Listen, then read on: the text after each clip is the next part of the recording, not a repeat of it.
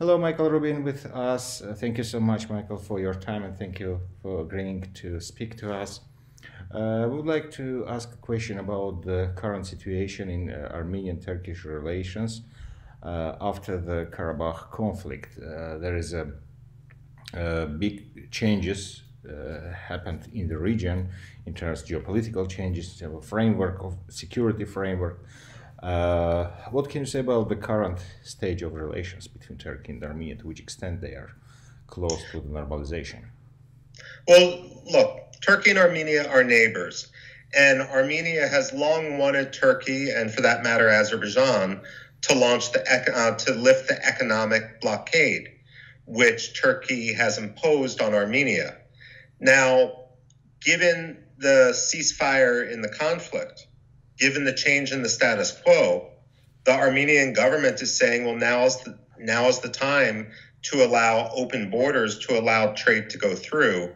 Turkey has given some hints that it will consider this, but nothing substantive and nothing at a high enough level to suggest that the Turks are serious.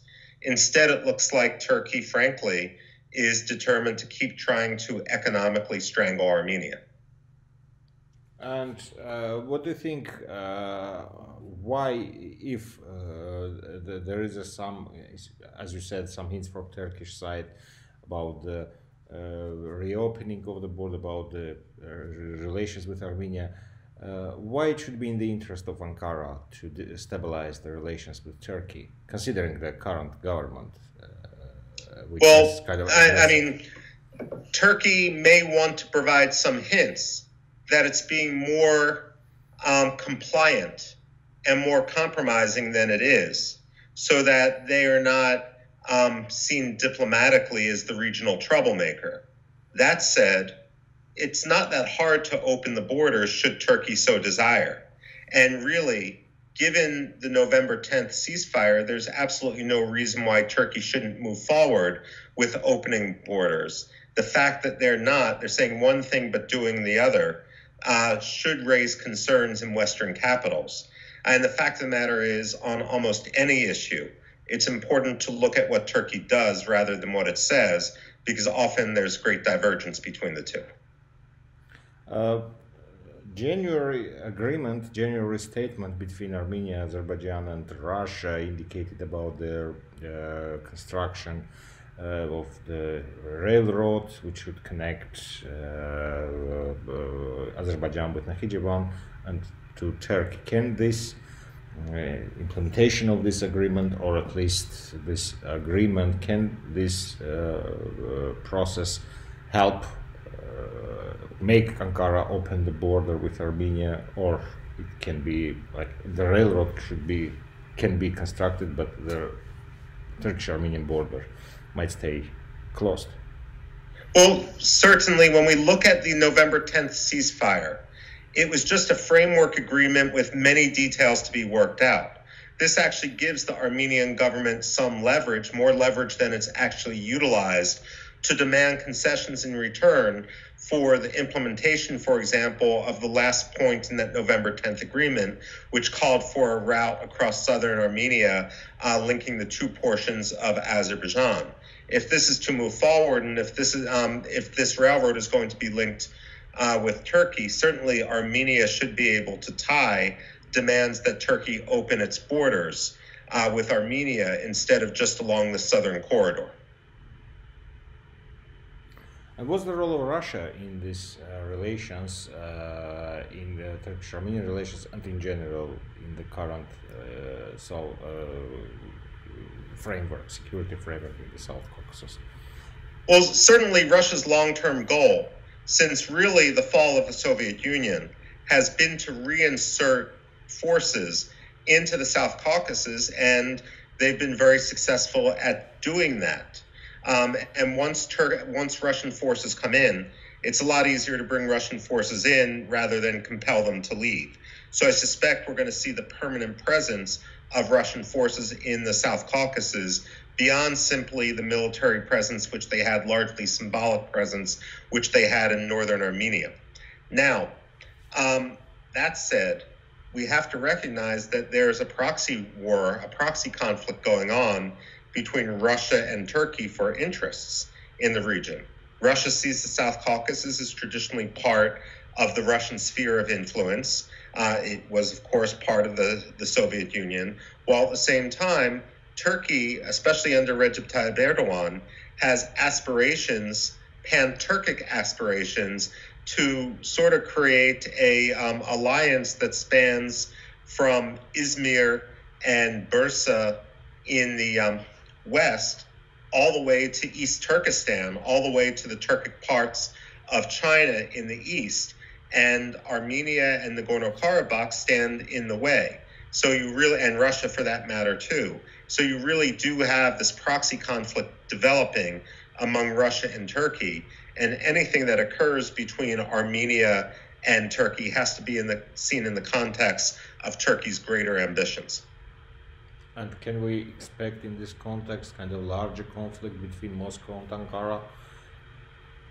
Well, ultimately, the nature of proxy conflicts is that they fall into the gray zone. They fall into low-intensity conflicts and maneuverings. I don't think that you will see an outright conflict erupt between Turkey and Russia. That said, you're going to see a persistent attempt by both the Turks and the Russians to achieve dominant position so that if any theoretical conflict does erupt, that they would have the advantage. How you see then Armenian-Azerbaijani relations after the conflict? There is no relations, of course, but there is still hostility on the ground. But can we expect that during the 2021 we will see kind of more movement towards kind of peaceful coexistence, or we should expect more hostility in the region? Honestly, I'm a pessimist. I think we're going to see much more hostility because I don't see that Ilham Aliyev really accepts Armenia, let alone Nagorno-Karabakh. And we saw in his victorious pronouncements that he was laying claims even to Savan and to Yerevan. The fact of the matter is, of course, that the fact of the matter is, if Aliyev thinks that he can achieve whatever he wants without actually having to make diplomatic compromise, then he's actually not going to make the diplomatic compromises needed to normalize the situation. At the same time, within Azerbaijan, the big unspoken secret, of course, is that Azerbaijan really has lost its sovereignty. Aliyev is now subordinate to both Russian and Turkish forces inside his own country. And while he was willing to make a devil's bargain in order to utilize, especially Turkey, in order to achieve his immediate aims, now he's effectively a hostage of Recep Tayyip Erdogan. He can no longer act independently. Azeris cannot. And even though Erdogan may talk about the Turkish brothers and so forth, the fact of the matter is Erdogan doesn't see Aliyev as an equal. He sees him basically as a shoeshine boy. And how you see the situation in Armenia after the war? How you assess the well, I worry Armenia has kept its sovereignty, certainly. But what I worry about in the long term is a temptation by some Armenians who rightly feel betrayed by the West, by Russia, by other countries, to perhaps go into some sort of a security arrangement with Russia that would ultimately diminish Armenian sovereignty. That said, Armenia has a strength in that it has large diasporas in the United States, in Russia, in the United Kingdom, and in Iran. And so long as it maintains a policy of good relations with any countries in which it has sizable diasporas, it really needn't take that plunge to tie itself more directly towards Russia in terms of a security alliance.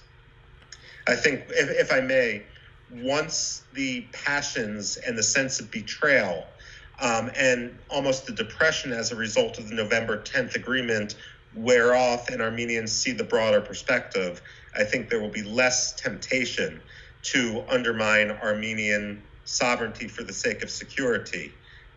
Azerbaijan won't have that choice because Aliyev has already sold out Azerbaijani sovereignty. And the last question: what policy you expect from new administration in the region? So far, we saw some statements coming from the state secretary, coming from the administration. What can we expect? But we don't see the policy line right now. So. Well, first of all, let's be realistic. The reason for the timing of the conflict when it erupted was so that Erdogan and Aliyev could take advantage of the twilight of the Trump presidency because they didn't want to have to deal with anyone more competent who would come after. And so what we've already seen is a fait accompli, and that's going to be hard to reverse. The real question we have to look for when it comes to the Biden administration is whether the Biden administration is going to issue a waiver to Section 907 of the Freedom Support Act. By the letter of the law, there is absolutely no reason why Azerbaijan should ever get another waiver. It lied outright. Now, I'm also aware that they're percolating through Congress. There will be demands that the Central Intelligence Agency examine some of the intelligence failures that led to this conflict. How is it that the United States didn't see this sort of conflict, the surprise invasion on the part of Turkey and Azerbaijan brewing? And so I suspect that as Congress directs the intelligence community to investigate this more, it will have some ramifications on the broader policy that the United States has. Now, while Azerbaijan hopes that it can simply have a fait accompli and keep its relationship with the United States going, I suspect that in the long term, it's made a very serious mistake, not only because it sold out its sovereignty towards Russia and Turkey, but also because many in Congress and many in the State Department feel betrayed. Thank you so much, Michael.